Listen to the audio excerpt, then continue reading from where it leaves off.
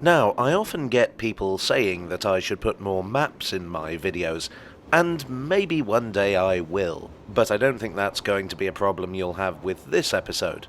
You see, on Tuesday, I had a sneak preview of a rather remarkable exhibition that I think is a must-see for anyone interested in the history of the underground. This is Mapping the Tube 1863 to 2023, and it's an exhibition on the development of the tube map from, well, 1863 to as close to the present as one can sensibly go. The tube map is, as I have said before, a design icon. It was first published in 1933 to a design by a gentleman named Harry Beck. Beck is having a bit of a moment right now because not only is there this exhibition, but there's currently a play about him running at the London Transport Museum. Much of what's on display here is his own original work, which is quite an experience for a tube nerd like myself. Harry Beck had been a junior draftsman in the signal engineer's office of the Underground Group. His employment with the organisation was intermittent. Not that he was bad at his job, but he was young and had been hired on a temporary basis at a somewhat financially insecure time. He also commuted on the Underground from Finchley Central, so he knew a little bit about the user experience. His map was devised as a kind of experiment during one of the periods when he was out of work in 1931. As he put it, looking at the old map of the Underground railways, it occurred to me that it might be possible to tidy it up by straightening the lines, experimenting with diagonals, and evening out the distance between stations. The more I thought about it, the more convinced I became that the idea was worth trying. It said that he was inspired by wiring diagrams, which certainly does not seem implausible given his profession. Now, to be fair, attempts to make sense of the tube map had been going on for a while. The problem was that by the 1930s, the Underground was both a sprawling network of suburban lines, but also a very dense network in the centre of town. It was impossible to create an accurately scaled map that could represent both aspects and still be legible. Then there was the question of what you needed to show. Should you include surface railways? What about tram lines? What about streets? This 1880s district railway map, that's also in the exhibition, even includes goods depots. The Underground Group's cartographer, Fred Stingemore, came up with a solution in 1926. A map that only included underground lines, but also distorted the map to make the central portion larger scale. As Beck would later put it with his own map, as if viewing the centre through a convex lens. This map would include some other devices used in previous editions. The simple, bold colour scheme to differentiate individual lines, and the use of a hollow dot to indicate interchange. It was good, but not perfect. It still looked a bit of a mess. When Stingemore saw what Beck was working on, he, as well as other colleagues, encouraged him to submit it to the publicity department. Who turned it down? Which was kind of weird because this really seemed like the Underground Group's jam. Frank Pick, the managing director, was a man who loved efficient, elegant design. But apparently this map was too bold even for him. Still, that didn't stop Beck from trying again in 1932, and the Underground Group changed their minds. There was still work to be done. Here's an early proof of the map that shows alterations needing to be made. The Piccadilly line is represented in light blue, which it was feared could be confused with the district, and non-interchange stations are shown as solid circles rather than the basic ticks they would be in the final edition. Also, they forgot the Watford branch, but we've all done that at one time or another. In January 1933, an initial print run of 750,000 copies was made.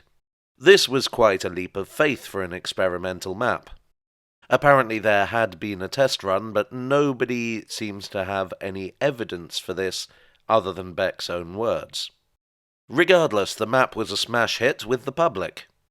For this, Beck was paid 5 guineas, about £315 in today's money. That same year, the Underground Group was folded into the new London Passenger Transport Board, or London Transport.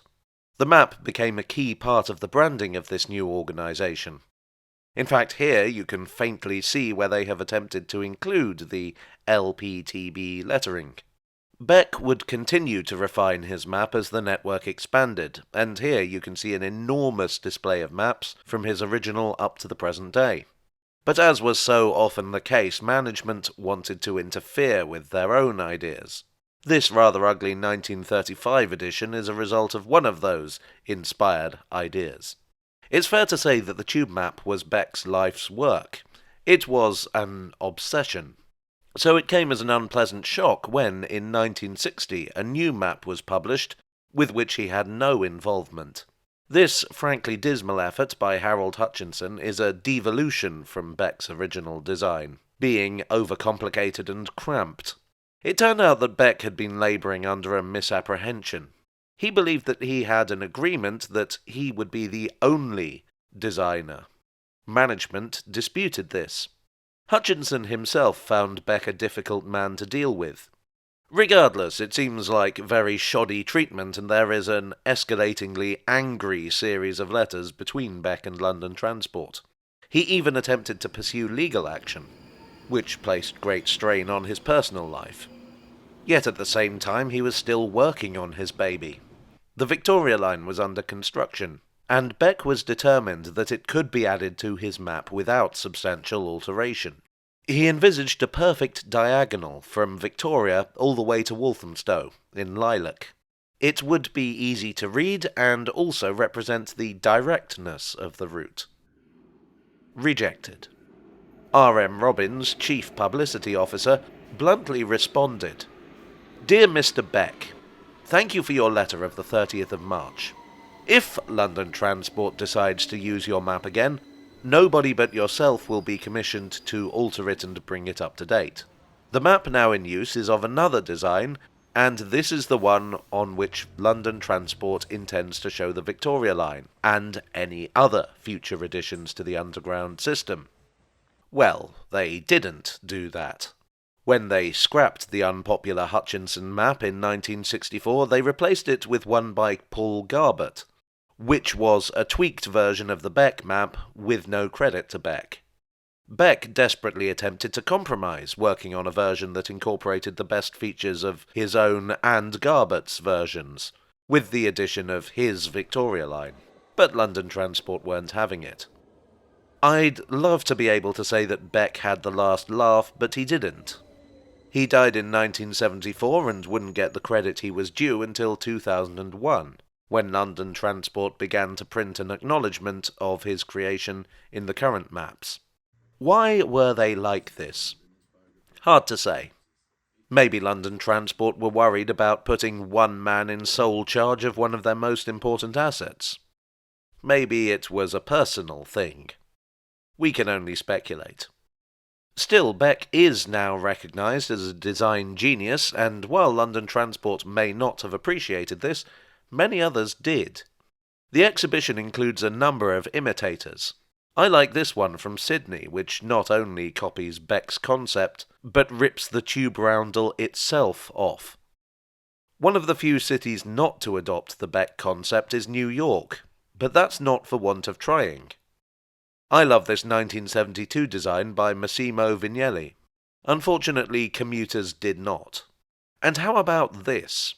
I've seen tube-style maps for trains, trams and buses, but here's one for an airway, Imperial Airways. But as the network has continued to expand and more has had to find its way onto the tube map, even the mighty Beck diagram is coming under pressure. 11 tube lines, 6 overground lines, the Elizabeth Line, Thameslink, 2 light rail systems and a cable car all have to squeeze on there. This map, by Maxwell Roberts, represents an attempt at a radical redesign. Radical though it is, it still adopts the same principles that Beck used when he first put pencil to paper. Simplicity, visual clarity, and ease of use. So that is what you will see at this exhibition. I haven't talked about everything. I haven't even mentioned this absolutely gorgeous MacDonald Gill poster. And I've barely even talked about the many pre-Beck maps on display. It's a must-see for any tube nerd. I mean, I thought I knew a fair bit about tube maps, but I still learned a lot. And it's amazing to be able to see firsthand the thought process behind one of the greatest pieces of design in transport history. Well, I do hope you enjoyed today's video. If so, please do leave a like and consider subscribing for more.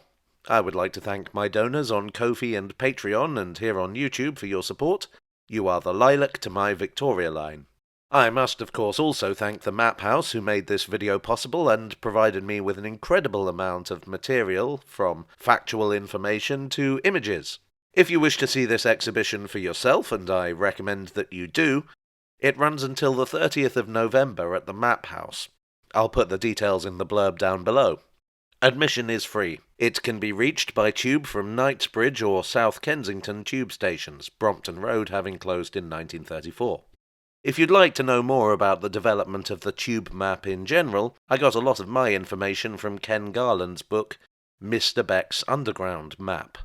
I'd also like to give a shout out to the 2 viewers who recognised me in the gallery and said hello. That was nice.